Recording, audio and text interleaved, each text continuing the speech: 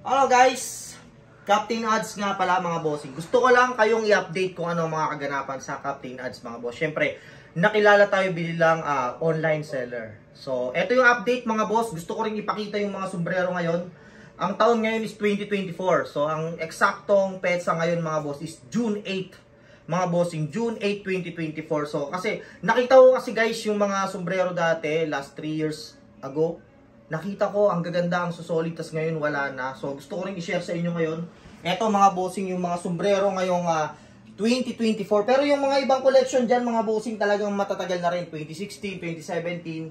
Pero yung ibang sombrero ngayong 2024 na nandyan, baka mahirapan na kayong hanapin sa mga susunod na taon. Kaya gusto kong magkaroon ng remembrance, mga bossing, sa mga sombrero na yan. So, ayan. Regards naman sa, ito na nga, update sa Captain Ads. Ito pa rin tayo, online seller pa rin tayo, pero nakakuha tayo ng bahay dito sa Bulacan. Dati tayong nasa Tondo. So, yung garahe ko, ginawa kong displayan ng sombrero, pero wala pa rin tayong walk-in mga bossing. Kasi syempre, may mga papeles na kailangan dyan. So, online seller pa rin tayo. At ngayong panahon na to mga bossing, ang laki ng pinagkaiba. Simula nung nag-start ako, 2021.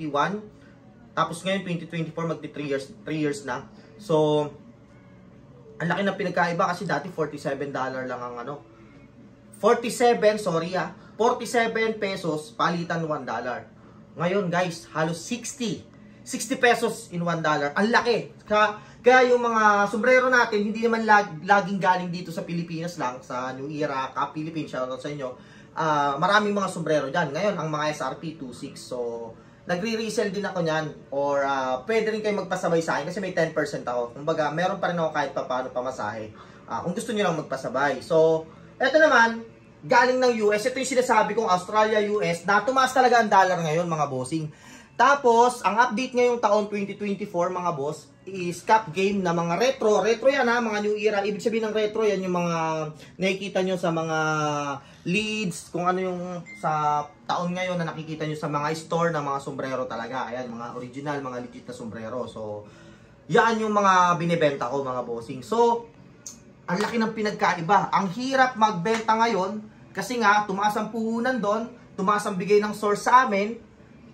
Tapos yung mga buyer, syempre, marami na rin pinagkakaabalahan. Talagang gusto nila, mababa pa rin nila mabibili. So, eto yung pagsubok ngayon. Marami nagre-reklamo. Isa ako parang, ang hirap, parang ano. Pero, sinumulan ko na to eh. Yung motto ko nga sa inyo, di ba? Tuloy-tuloy lang. Meron minsan, pag ako medyo pinanghihinaan ng loob, siguro isang araw lang, isang araw, 2 araw, tapos kinabukasan, go na ulit, palag-palag na ulit. Tuloy-tuloy lang. Kasi, ngayon talagang pahirapan ngayong 2024 ang cap game, ang retro cap mga bossing, kasi iba ang retro HQR, iba ang tube box, iba ang vintage cap, iba yung mga local brand na mga, ako local brand owner na rin ako, iba-iba yan, iba-iba ng level yan mga bossing, at iba-iba ng mundo yan mga bossing. So ang mundo natin karamihan ngayon is pinasok ko is local brand. Ayan yung ating Captain Ads na sombrero or ka-solid cap. Tapos, retro. Ito yung mga retro na mga binibenta ko ni Captain Ads.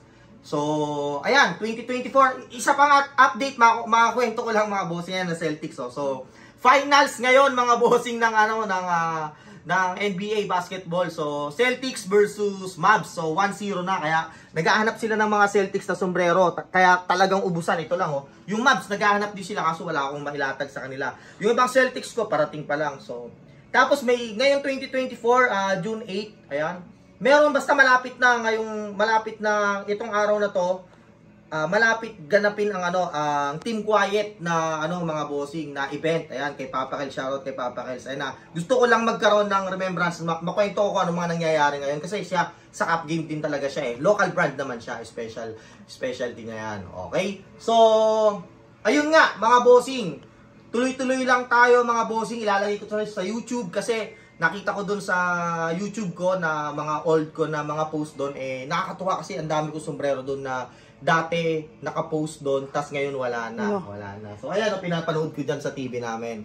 So, ang Captain Ads mga bossing, nandito kami sa Bulacan ngayon. Day kami Kawayan, Bulacan. Pero online pa rin kami, online shop. So, suportang tunay lang mga bossing at lahat ng mga tropa natin dyan, shoutout sa inyo. Yun ang sinasabi ko sa inyo mga bossing. tuloy-tuloy lang. All goods mga bossing, ingat palagi at more blessings sa ating lahat. Bye!